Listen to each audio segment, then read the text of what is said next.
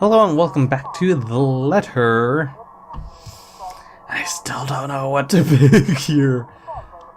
I'm feeling if I stay home, one, it's gonna be a problem with the work. Two, pretty sure if I go to work, it should be normal, because I imagine staying home might be part of her going batshit crazy. Let's go to work. Hoping won't get me anywhere. This is just like one of those things, isn't it? Deal with a smile. No matter how bad things get, and hope for the best.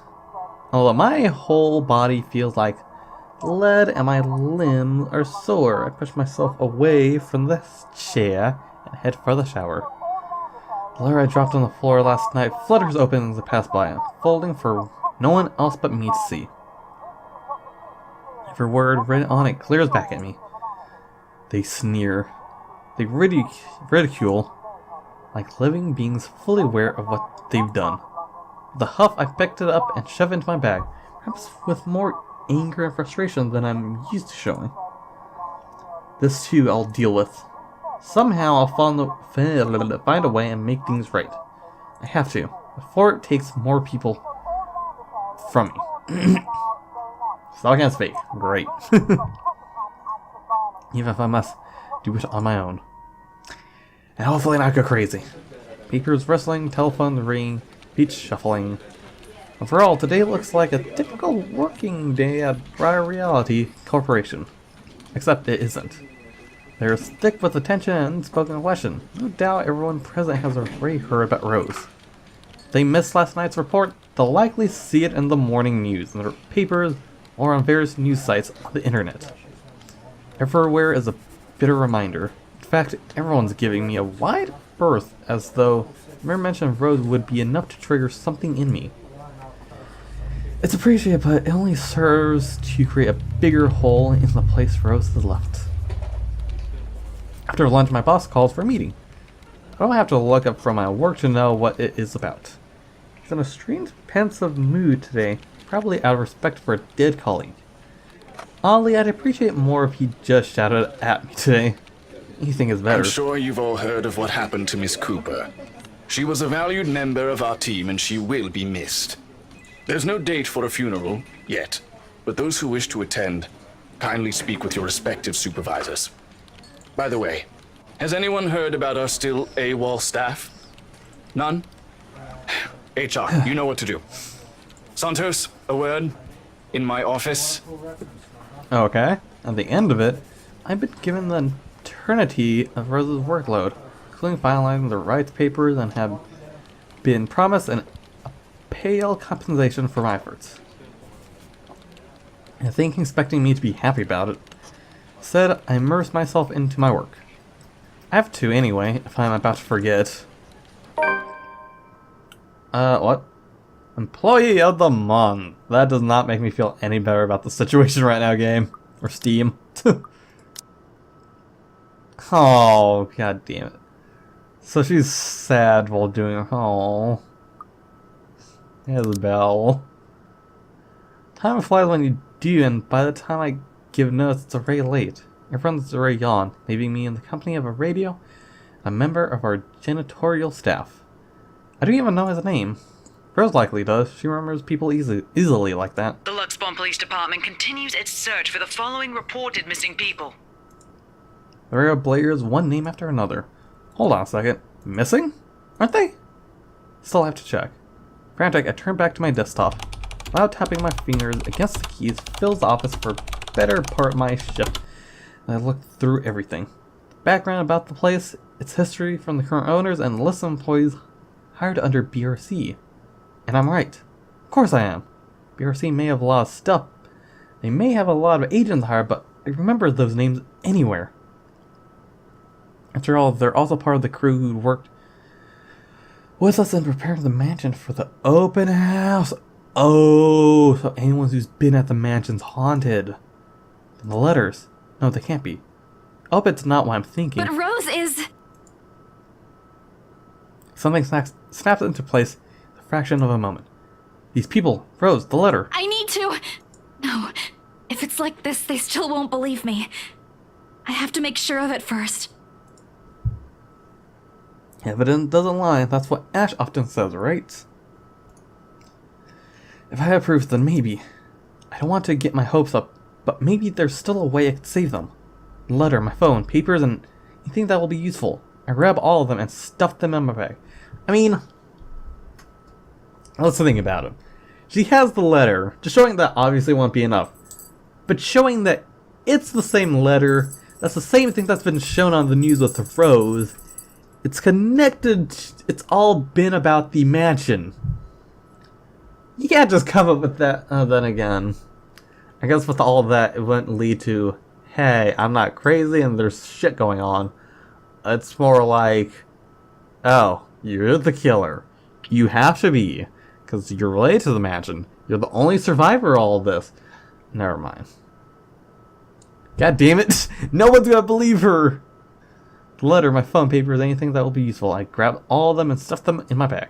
Can't stay here. There's something I need to do. Something those people should... The noise cuts sharply through the room, stopping my hand short of cramming a pin into my bag. Hello? Anyone there? Oh no, it's here, isn't it? Oh no. Oh no, Isabel.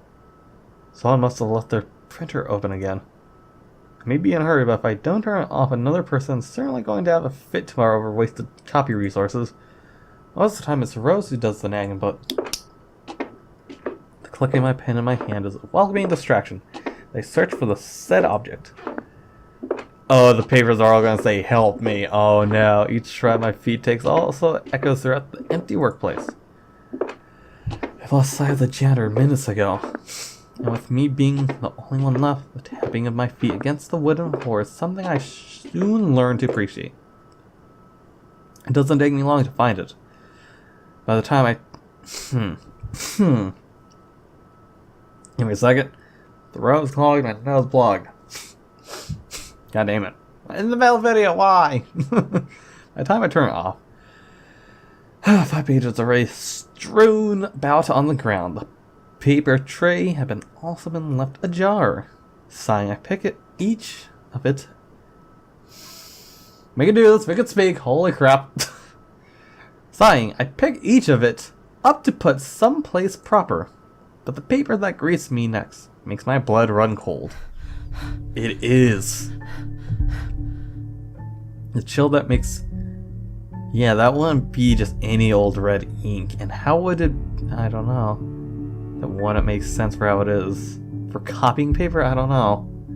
Chill that makes it way up my spine is a numbing as that day in the attic. The sheets crinkle under my tense grip. All I could hear is my breathing as it wraps through my gritted teeth. Before I could even gather myself to take the first steps out of here, total darkness suddenly envelops me. Get the fuck out of there, Isabel! Get the... I'm gonna be ready for a zing to escape. And just hearing every horrid thought running inside my head right now. Something snaps. A soft creaking grating through the thin veil of stillness that has ascended in the room. Every muscle, every bone on my body goes rigid at the sound. Familiar. So familiar now. Yet my own traitorous curiosity still presses me to take a careful peek over the cubicled wall. Don't you fuck! No! No! No! No! Standing at the only exit of the office. Only exit? What the fuck? Standing at the only exit of the office, albeit facing away from me. Doesn't even need to turn around for me to know it's the same misshapen face, tattered clothes, and unsightly gait. Same person in the attic. Take a step back, the pen I'm holding slips from my hand and... No! No! That was terrifying. Entire head turns. Oh no, what am I going to have to do here? A scream almost escapes my mouth, and I duck under my table as quickly as I can. My heart is pounding hard against my chest. I'm waiting for it to like freaking pop down. I can hear the bone-chilling sounds of her walking. The weird clicking that follows her. A telltale squelch. Something wet as she walks towards me. Nearer and nearer. The sound are slowly getting louder. Only thing keeping the whimper from escaping me is my hand as it covers my mouth. Someone, please save me. Anyone. I close my eyes, muttering a continuous stream of prayers, all while attempting to steady my own breathing. Please, please don't let her hear me. Holy shit, what? What is this? Ah! No! Holy shit, I've got to fuck this up.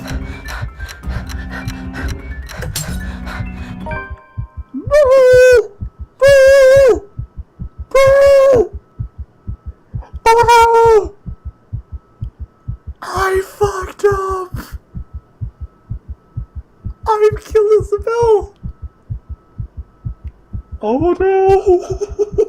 No! Not like this! What's happening? Our Father, who art in heaven, hallowed be thy name. Thy kingdom come, thy will be done, on earth as it is in heaven. Give us this day our daily bread, and forgive us our trespasses, as we forgive those who trespass against us. And lead us not into temptation, but deliver us from evil. Amen. The last time my prayer have left me, all that remains is a hush.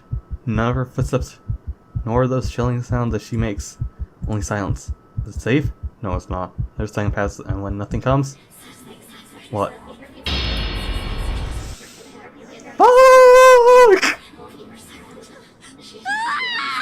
What?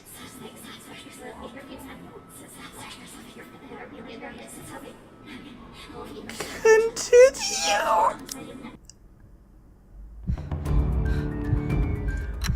Oh, thank God!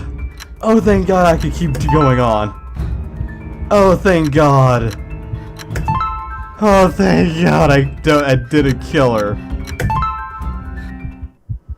Oh my God. I thought I completely fucked up. But what? Because I was told you could kill the characters in this game. Maybe it's specific. Maybe it's specific that you have to do something that ends up killing them.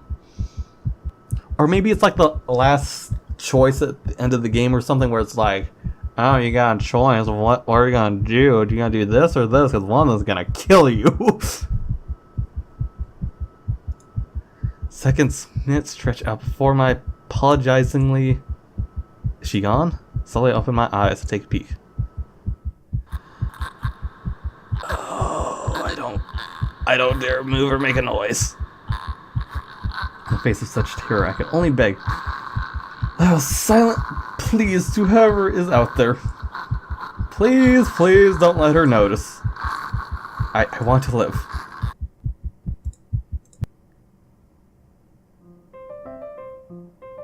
What? What?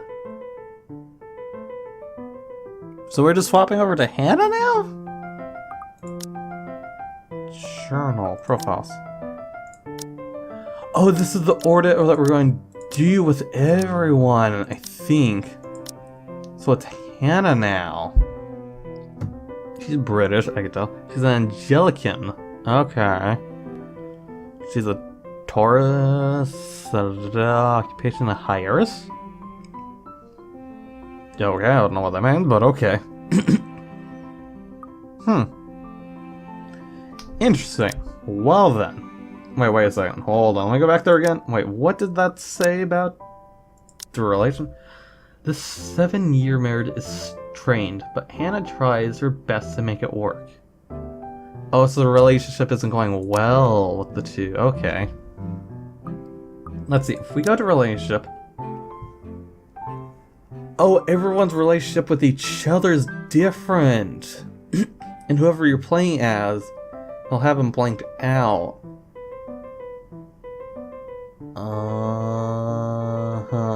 Really? I would imagine Isabel would be high. Okay, then. The way she was, I'm like, really? Really? Okay. I'm still confused because I thought there's a good chance that it might be a choice they have to do that might end up killing them. That might end up killing the character. Maybe not the QTEs, so... okay. I might have to change the description of the game when I found about. I'm pretty sure somewhere in the game, though, on Steam said that you could kill the characters. I'm pretty sure. I'm not crazy. I'm gonna have to look it up. So, anyways. I'm gonna clear my throat a bit. Sorry, for those of you who find it annoying. But I'm like, I can't help it. It is far too easy to get them to pay attention. Entrapped. I know words. They hang on to my every word and follow my every move. All of it would be stifling. All of it would have been stifling had I not grown used to such stares. Most are respectful, some are hostile, if we are honest. And a few are downright inappropriate. After all, I am. Kinda right. Holy shit, okay, that is quite the voice. I just realized he looks like Father Norman. Just different color, I think. There's a moment of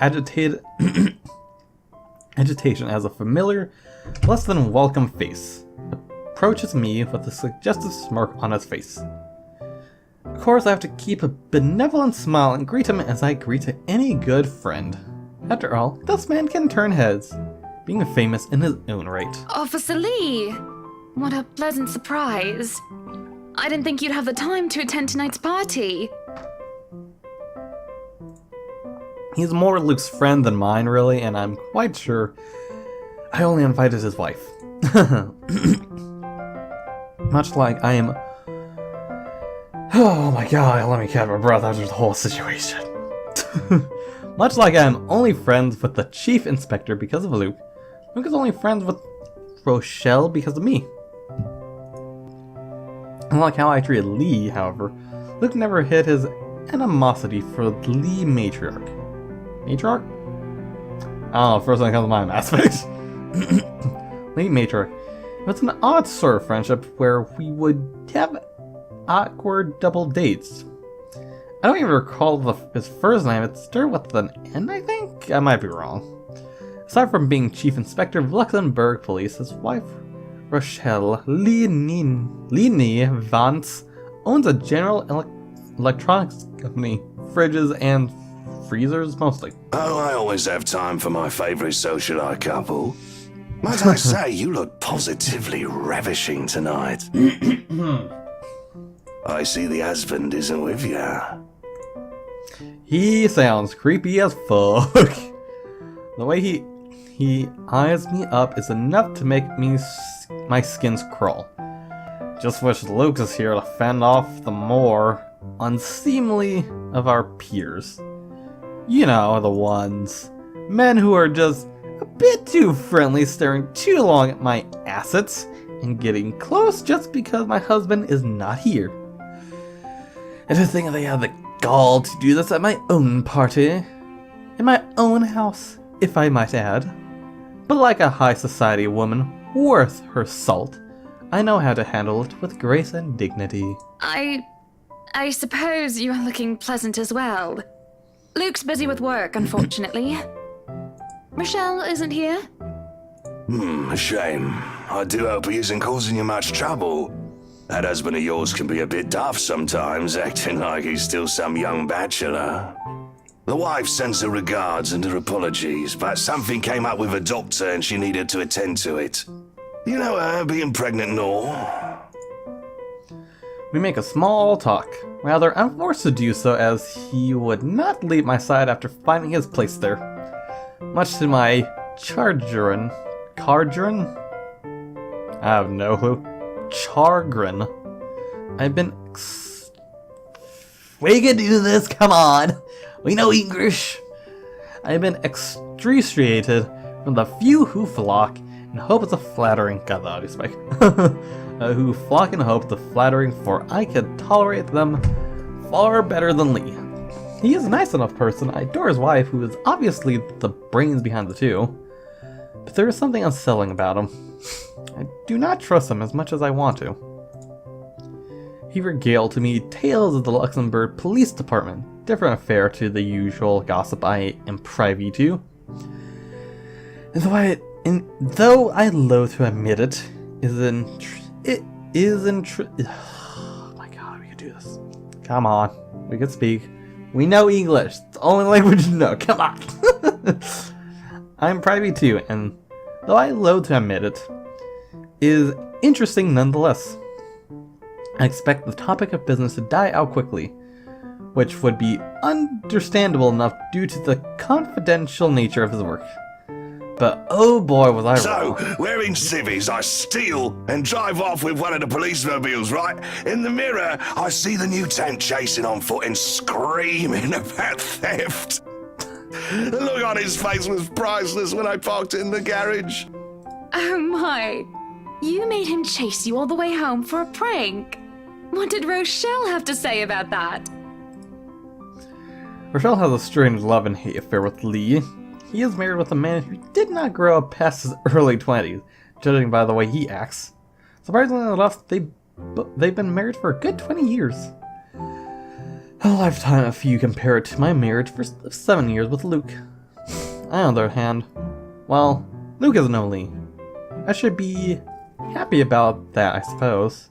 Although my darling did have his moments. The wife pulled my ear and gave me a good talking to, though. Besides, we live in a flat a block away, so it wasn't much of a grand chase. Weren't you living in a house near the countryside? Moved for work, you know. Or you probably don't. No, I don't. But a flat in downtown? I suppose if that's what you like. Oh, it's horrid. Hate that tiny place, no matter how convenient it can be for work. 55 square yards are not enough when you need to get away from the wife. I wouldn't mind a place away from the city. Even started looking at the ads. I spied an interesting lot, actually. Heard it was finally put up for sale. That something mansion, you know the one with all the ghost stories. Oh, so this was before right now. I know what he's talking about. There are really only a few urban legends around here. It's... The Ermengarde Mansion? The Ermengarde? The Ermengarde? That's the one. Worthy of a king it is. I'd buy it myself, but Rochelle would only gripe if I brought it up to her. Not to mention all the expenses a place like that. It'll be a real fixer-upper. You also have to find someone willing to work there with how superstitious people can be. If it becomes a problem, just hire someone to do an exorcism. Actually, I do know of someone who could be up to the task. You remember the Ludgates party at their Christchurch summer residence? Of course. It was an excellent soiree. Everything was so classy, too. Such good taste. Oh, that place was a pigsty until they hired out this interior designer and they turned it into a bloody palace. She worked for the Exodus for their apartment in Soho too, and they recommended her when we were looking up pieces for our beach house in Porto Colom. Oh, and then that's how they meet Marinette. Ah, I think I have a business card, right? No, I must have left it in my other jacket. Anyway, she's called, what's her name? Marianne, I believe, yes. But truly, if anyone were to get that place in McCullough, well, they'd be the envy and the talk of the town. Well, if you put it that way, I might just snatch it up for myself. This place was starting to feel a bit small lately anyway. Really? You can never have anything... God damn it. Fly, you don't want anything bigger, don't you? Sure, a 3-story penthouse might not fit the definition of small for some people, I'm pretty sure for most. Okay, maybe a lot of people. Yep, there we go. But it isn't big enough to have a grand parties in. As it is, I only invited about 30 people to this one, and it already feels cramped in here. It certainly would be nice if I didn't have to ride an elevator up and down several floors before I can get anywhere as well. All Luke's word and not mine. Besides, I have been looking for a good anniversary gift. Luke might like this one. Where is he, anyway? Oh, is this the day before? Hold on. Let's see the journal. It said it's 21st now, didn't it? Because that was at night, so it's only this one. Okay. Well, I imagine everything's going to start filling in here then. So it keeps everything in order because of the timeline. Okay. Luke is dressed to the nine, as he usually is, and he looks ready for whatever the day will throw at him. His butler and valet wait at his side, just in case he isn't as ready as he looks. Oh sure, that is normal. What is confusing me is the fact that he's on his way out of the penthouse, considering we won't have anywhere to go until much later. Where are you going? I am to attend the Triad Autumn Tasting. I do believe I informed you of this 2 weeks ago. Yes. And might I remind you that I had stricken that off your schedule? Because 1, the doctor told you to stop consuming so much alcohol. And 2, I informed you a few days ago about the open house we are going to attend in its place. I've even found this marvelous interior designer, Mary Ann McCullough. It's a 3.5-hour drive to Cardiff. I don't have time for this. This is like that little party you threw all over again. You don't inform me of it, and you expect me to stay and be a gracious host when I have business elsewhere. You know how I operate, Hannah. Unless this was penciled in, I am sticking to my schedule. If I may intrude, the madam is correct. Your physician did insist you moderate your drinking, unless you wish to incur acute pancreatitis. And you did have this open house penciled in last Wednesday morning. Well, yeah, he's there. Bullocks, I don't remember doing so. Well, you did. While very hungover, in fact. Well, that's why. He did. One about me being too loud, but gave in after some pushing. Perhaps that was a bit too cruel and manipulative of me, but... Whose side are you on? Come on, Luke. You promised we'd do whatever I want this weekend. Gordon Bennett, fine. I am giving this house tour of yours a chance. But if it proves to be a waste of time, I am going to Cardiff, and you are going to take a cab home. Are we clear? It's just a bit of a husband-wife tit for tat, isn't it? All couples have their arguments. Once the honeymoon phase is over, as they seem to call it, reality sets in that you and your partner might not always see eye to eye. Perhaps it's been the years. 7 of them is nothing to scoff at. Just cannot bloody believe I agreed to this. I was really looking forward to the Triad tasting. Though sometimes I think it's something a bit more than just simply disagreements. And I have to stop myself from wondering where we went wrong. There's always the Triad Christmas tasting in Manchester next month, and that'll only be an 1.5-hour drive. Wait, isn't it October? It is October. What the fuck? Wait. Christmas? I guess it's like pre. Never mind. I'm like, wouldn't that be best in December? If it's called a Christmas tasting? Have I been neglectful? Have I offended? Have I acted shameful? Yes, but Cardiff. Certainly any problem can be discussed. As long as he doesn't turn me away. Well, there goes my good mood. Are you happy now, Hannah? I don't know what to pack. Remain silent? Defend myself? I feel like defending myself might be good, but at the same time being silent might not do any good. I don't know.